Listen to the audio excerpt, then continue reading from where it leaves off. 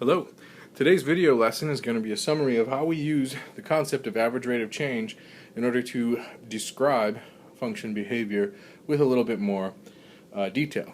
So, the particular function we're going to study happens to do with atmospheric pressure, which is measured in pounds per square inch, or PSI, which is a way of measuring pressure, as a function of h miles of altitude. So in other words, the atmospheric pressure depends on your altitude above sea level. I need to get a good look in my calculator as to what this function is going to look like. So the first thing I do is I put in the function and make sure that the variable is an exponent as it shows here. And then I have to come up with a good or reasonable viewing window. Now, we have to at first understand that we're talking about h miles of altitude and we're on the planet Earth, so we have to consider how many miles should this function even be valid for before we're in space. So I just do a quick little Google search and I find out that the Earth's atmosphere is about 300 miles thick. However, most of it falls within the 10 miles of the surface. So when I do my work with the graphing calculator, I'm going to make sure that I at least cover 10 to 15 miles in the domain here. And then I could also hit the table and I can see what kinds of pressures I'm likely to get as I increase my altitude. And as expected, I should see the atmospheric pressure going down as we go up into space, because by the time we get into space, we should see there's less atmosphere pushing down on us. So with that said, I'm able to produce a viewing window that goes up to 15 miles, and also noticing my pressure never exceeded 15 pounds per square inch. So I give myself a little border on each side, so I should conceivably be able to see the entire graph.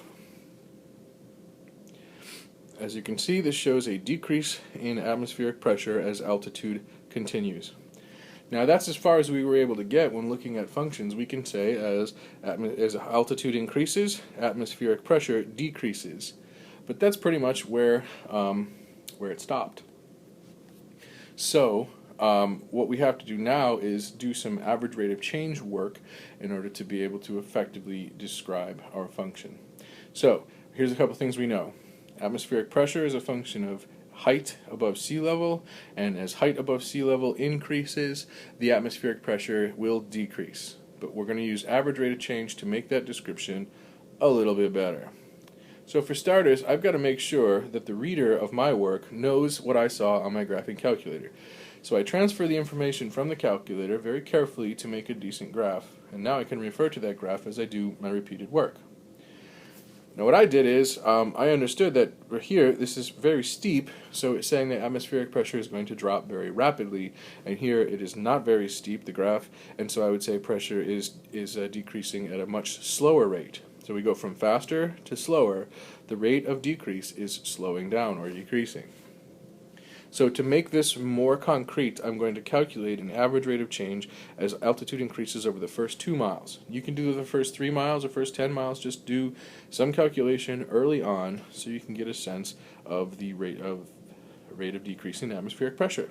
So what I learned here is we drop over 4 pounds per square inch over a 2-mile increase, which is an average of about 2.13 miles, or PSI, pounds per square inch per mile increase. I do the same thing, except this time, after I annotate my graph, I'm going to also calculate atmospheric pressure change from 8 to 10 miles.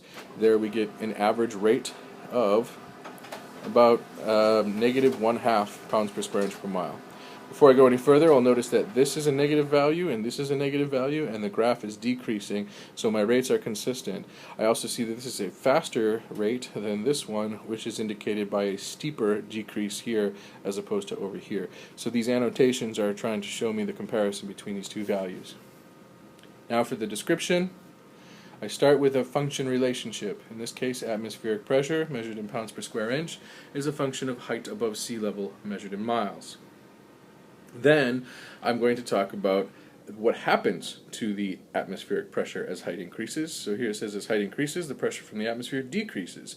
Finally, I add at a decreasing rate.